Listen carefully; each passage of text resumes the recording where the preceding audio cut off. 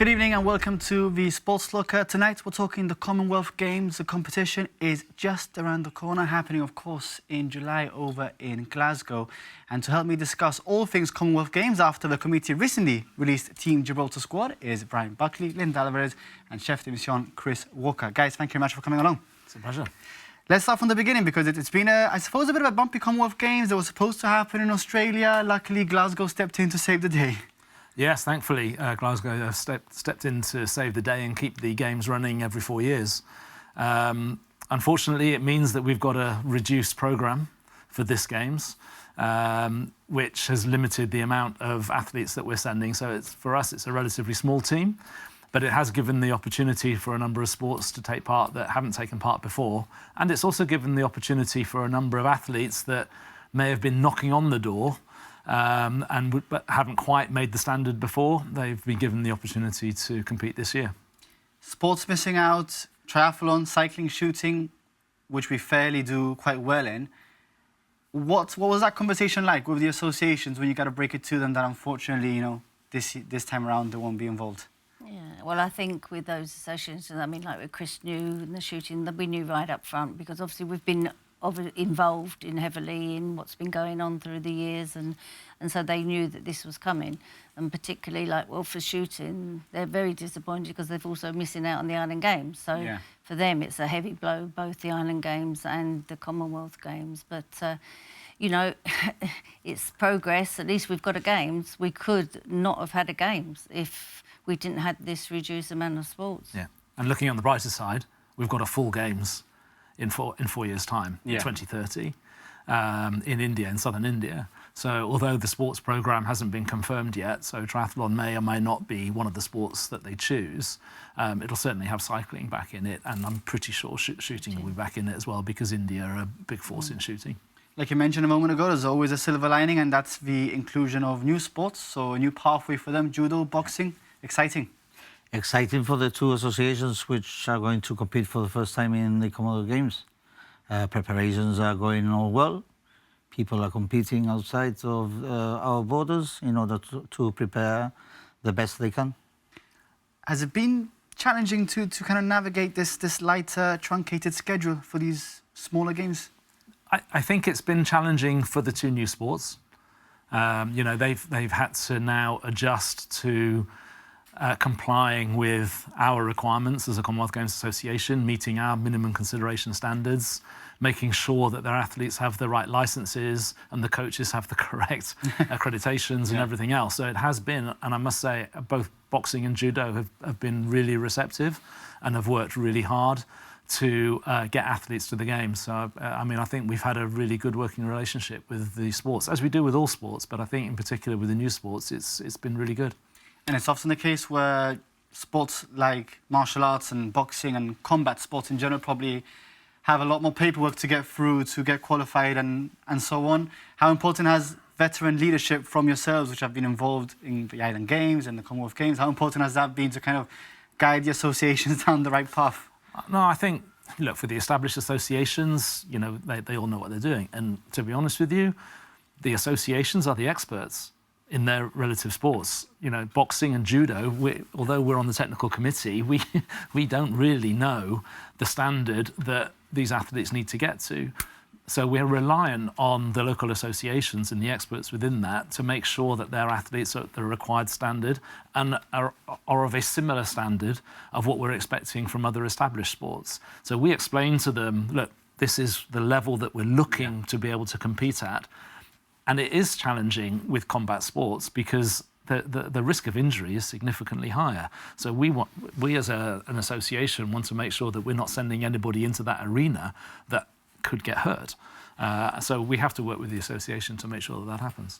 A lot of work happening behind the scenes for quite some time now, but it feels like it recently really kicked off in Gibraltar with the arrival of the King's Baton, which we've got here on display.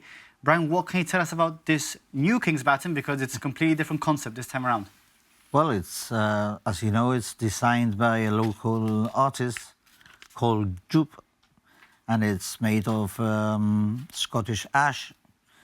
And basically, the artist just went around with the colours that are coming out with the Commonwealth Games, and just implemented a couple of Gibraltar athletes and Gibraltar scenarios, different scenarios and flora and fauna.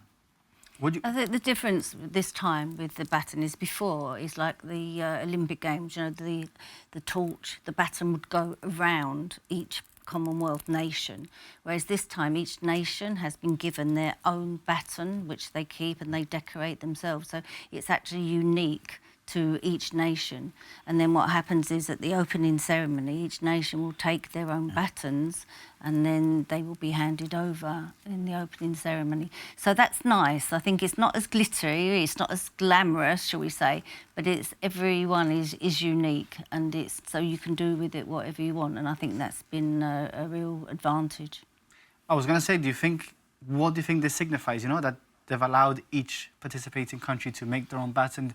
Does it make you feel, not cliche, but does it make you feel a little bit more special? No, I think it follows the ethos of the Commonwealth Games, which is all about inclusion, you know, and it's all about the different territories, countries that all come together to celebrate the Commonwealth Games. So I think that what it does is it gives each member country, territory, the opportunity to showcase what's special about their particular country, and that's what's really good about it. And obviously, it sort of has two handles on it, and it's all about joining together and full inclusion and sustainability as well. Because part of the Baton weekend that we had here, you know, we did an environmental cleanup. So it's all about inclusion and getting each country more involved within the Commonwealth. And like you said, like Chris says about sustainability, it's before, if you just think of the air miles that people used to have to take around the whole world, taking the baton around, well, that doesn't happen anymore. So all they had to do was just, you know, deliver the baton to us, and then, you know, we did what we want. So in that part, because like Chris says, sustainability is becoming more and more important in the Commonwealth Games, and education as well. Have you had a look at other batons? How does ours shape up compared to other ones? Ours does really well. I mean, everyone's is different, and there are some really, really colourful ones. Which is your favourite one, apart from Gibraltar? I quite like New Zealand. is quite good. I quite like the Jamaica one. Yeah. The Jamaica one was quite good. Yeah. See, no, Right. I think the New Zealand one is up to now one of the best ones I've seen. Yeah. Just because they use the Maui tattoos and all that, and it's nice. I tell you what, ours has character, but it's probably packed with more emotion, feeling and sentiment than others. For sure. It does have Sam O'Shea on there, which of course tragically lost his life in a cycling accident. How special is that, and how important was it for you guys to have him represented in this baton? No, I think it's been really important, and you know, Sam's parents flew over for the unveiling of it, and they've really appreciated having that on there. And I think for a team, I know we don't have cycling or triathlon going this year, but going forward, you know, there will always be some memory of Sam, I think, going forward for all future Commonwealth Games. And I think it's wonderful that Sam is on there, and he'll travel to Glasgow for the opening ceremony.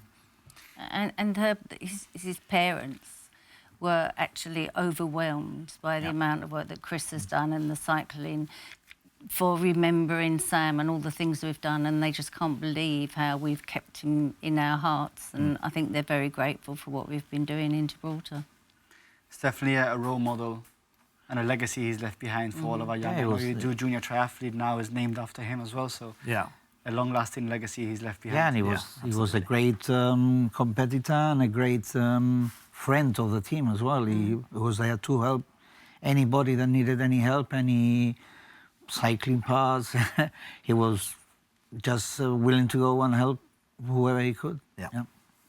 I think I really like a story Mark Lett told on Gibraltar today in the Island Games, and how he wasn't there to see his child's first steps, but luckily Sam was, you know. So, a fantastic guy, and definitely gone too soon. Yeah. The Games now, the team was recently announced. What can you tell us about this limited squad? So it's a young squad. The majority are first-time athletes taking part in the Commonwealth Games. I think it would be fair to say that a lot of them will use this as a stepping stone to hopefully reach the qualifying standard for the next Games. And as I mentioned before, there are a number of athletes that haven't met our minimum normal consideration standard. They've been close, and because of the reduced games, it's given us an opportunity to give them the opportunity to take part in the games. I mean, I would like to call it's like a wild card. We've given out a number of wild cards. Yeah. I think we've given out 4 wild cards. And hopefully these athletes will, relish the opportunity to represent Gibraltar on this international stage. And it will help them reach that standard for the next games, and hopefully they can continue to represent Gibraltar in the Commonwealth Games. I mean, we have to remember that the Commonwealth Games is the highest level of competition that we have here in Gibraltar. And the standards that we set, they relate to that. And obviously those athletes that have met the minimum consideration standard, they've got their selection as they would have done. But in previous games, we've been under pressure with the amount of slots that we have. In fact, in other games, we've had to leave behind athletes that have met the minimum consideration standard. So this is really a unique opportunity. And I've spoken to a lot of the athletes that have been given this opportunity, and I'm confident that they will take this opportunity with both hands. And hopefully it will lead to greater things going forward. And we'll continue the Commonwealth Game conversation in part 2, going through some of those names that will be proudly representing Gibraltar in Glasgow next month. Catch you in a couple.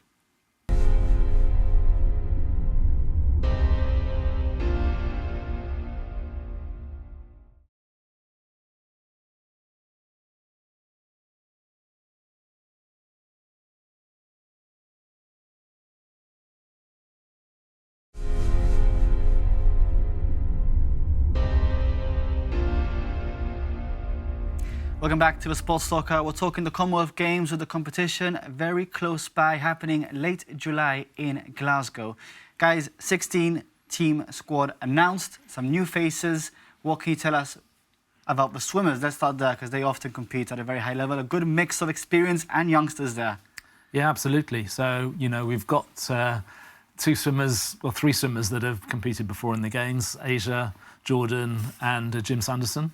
I think Jim's the most experienced out of all of them. Be like the father of the team, I guess you could say. Maybe. To some extent. And remember, Jordan has one of the outstanding performances of the Games to his name, because he made the semi-final of the 50 backstroke, I believe, in Gold Coast. Gold Coast. So, which is fantastic. So, yeah, look, the swimmers, we know, they work extremely hard, and we've also been able to add in 2 wildcard swimmers for the Games. So that's Katie Maddox, one of them? No, Katie made the qualifying standard. Mm-hmm. So. I was only saying because she's just turned 14, I believe. No, absolutely. Young. She met the minimum consideration standard, so she would have gone regardless.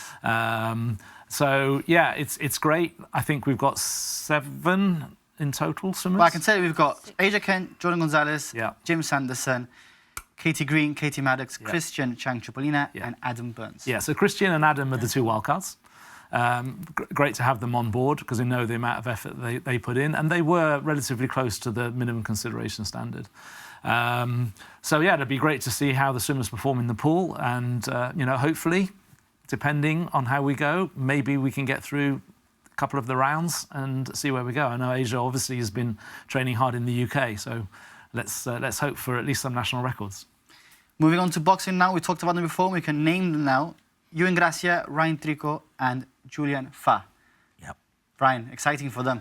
Exciting because it's a new association with new committee. They're looking forward to the Games as an opening in the association. Now we're having the Montegrifos and Buttigieg fighting professionals. These guys are going to go on a very high performance Games, in the sense that it's going to be worldwide televised, and the training they're going through, I can tell you, is exhausting. Yeah. Makes you lose weight just by looking at them, no, Brian? it makes me lose weight, yeah. I'm looking forward to Julian Fa. I think Julian Fa has had the return to boxing? It says he's returned to boxing after a bit of a layback. And if you see the guy training the way he's been training with different professionals in Seville and in the UK, I think he's the one that we should look out for. And aren't they going on tournaments now between now and the games? Yeah, they've been in Andorra this weekend, if I'm not mistaken. Some of them have been in Andorra. And then they're going to the UK for a European bout, one of the biggest ones, which you can win an actual belt and everything. Wow. Well, best of luck to them. Athletes, we got a few of them that competed for the first time in the Island Games. Julian Turner in shot put. Again, nice to see the return of shot put being represented by Gibraltar at this level. Yeah, definitely. I mean, it's great that we've got a field event athlete going. And, you know, Julian broke a long-standing national record to get the selection. Obviously, the majority of the athletes are wildcards. We only had Ella reach the minimum consideration standard. But it's great, you know, athletics, it's a major sport in the Games, and it's great that we've got some youngsters coming through, as I said at the beginning, and hopefully this will inspire them to continue with the sport and improve their performances so that they can make the next Games. On the track, Bao Funisfa and Finley Kant, again, first timers at the Island Games, but did very, very well. I think Bao broke a personal best, and so did Finley as well.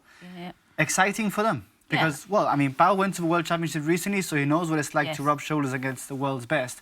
But there's something special about the Commonwealth Games, isn't there? Yeah, so it's completely different, and it's like it's a multi-sport event as well. So you're with your team, which is something that they have to learn as well, not just to compete at your individual sport, but, you know, you are a team. So we've got to learn to live together, to work together. There's different aspects of going away for a tournament when you're going to the Commonwealth Games. And, you know, similar to the Island Games, but on a much higher level. And I think they will really appreciate that. And I also think with the inclusion of Ella there, who's an international athlete anyway, hopefully with her experience, she'll be able to guide the youngsters there and the team and be a good influence on them. Ella Rush changed her alliance to represent Gibraltar. Top athlete, came in the top 8 in the Under-20 Heptathlon World Championships. Very exciting to have her on board. What can you tell us about her for maybe perhaps people who don't know too much about her? As you said, you know, she is an athlete that's performing at a higher level than we've been used to here in Gibraltar, certainly within the last 15 or 20 years. So from our side, we're delighted to have her as part of the team.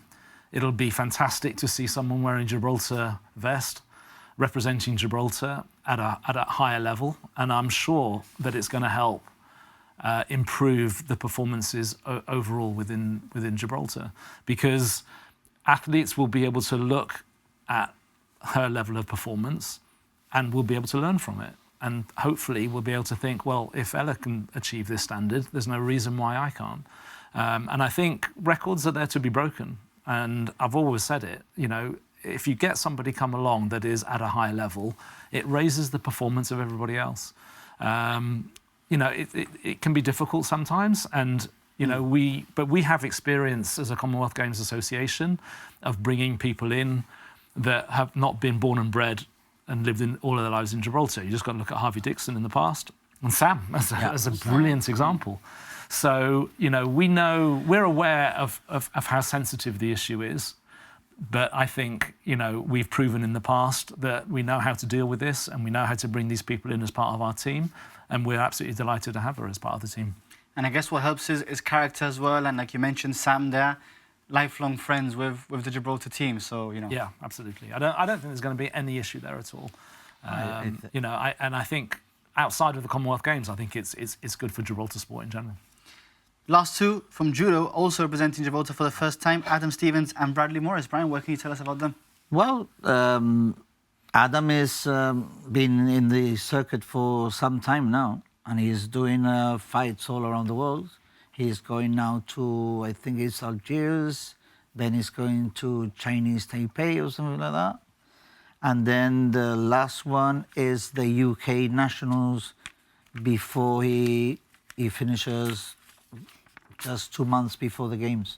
Because Adam is someone who's been competing at a high level. He went to Las Vegas last year, I believe, as well to compete. So, Adam is one of our fighters, of both of them, that has got a bit more knowledge of what the competition, what kind of competition you're going to, what kind of skills you need to, and he's getting day in, day out, he's getting good practice up the coast with a Spanish Olympic staff as well. Yeah.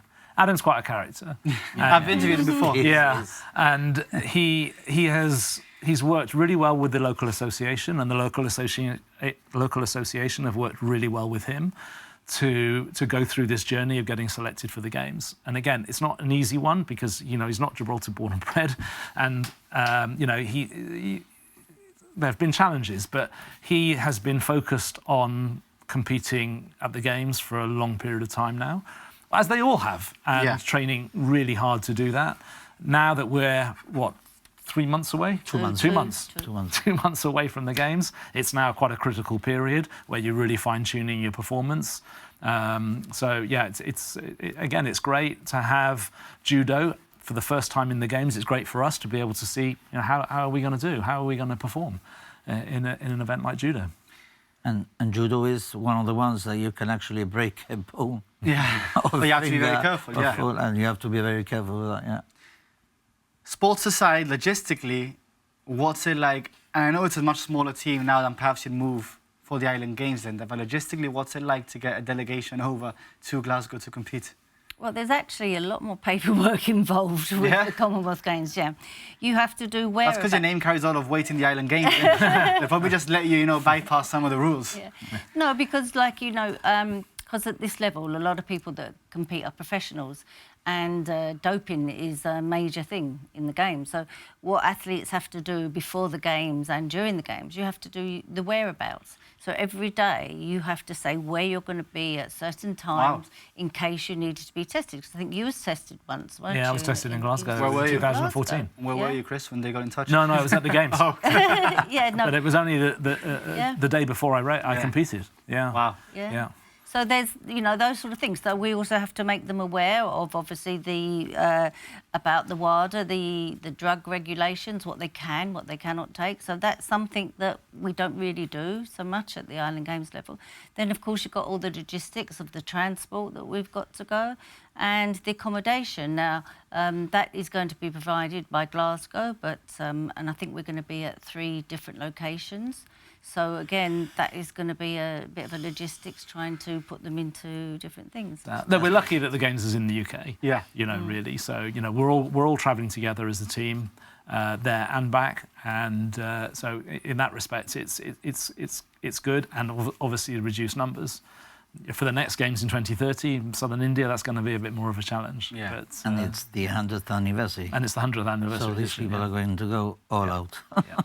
For a small community like Gibraltar to see the red and white flag flying proudly at the Commonwealth Games, you've experienced that as an athlete, now as chef de mission. Does it still give you kind of the butterfly feelings in your stomach when you see the flag there? And now especially the baton as well? I think that nothing can compare to competing in the Games. So, I mean, obviously the baton is personally, for me, very special because of Sam. But, competing in the Games, and if you're really fortunate being the flag bearer in the Games, nothing can come close to that. It's great to still be involved in the Games and to help, obviously, and hopefully, give the athletes some reassurance and to help them enjoy the Games, because that's what it's about. I mean, the athletes are going to perform at their best if they're enjoying themselves and if they don't feel too much pressure. And that's our job as the management team, because it's not just the chef de mission. Really, we work together as a team on an equal status. So it's about making the athletes as comfortable as possible. Our focus is totally on the athletes, and it's to make sure that they are able to perform at their best on the day of their competition. And that's what our focus is throughout the whole preparation period. I was going to ask the same question to all of you, and that pretty much answers it maybe for your part, which would be, what does a successful Games look like for Gibraltar? I take that as your answer. Chris, Linda, what would a successful Games for Gibraltar look like for you? A successful Games is that all the athletes come out and they've enjoyed themselves and they've had fun, and that they don't get too despondent, because my concern is obviously with the youngsters, that they don't get, you know, too upset if they don't do very well and they find themselves not at the level of the others, because you don't want to discourage them. The whole idea of taking them at this stage is to give them an idea of what it's like to compete at this level, so to encourage them. So hopefully that they'll come away with positives, not negatives. Yeah. I'm 100% with Linda. Use this experience and make knowledge that your training has to be harder. And once you get into that stadium, you have those pimples going up your arms, that's for sure. Mm-hmm. Thank you very much, guys. Thank you. Thank you. Thank you to my guests, Brian, Linda and Chris, for joining us to talk about the Commonwealth Games. Not long to go now, July 23rd, when it all begins in Glasgow. Best of luck for Team Gibraltar. From myself and the team, it's good night, yeah.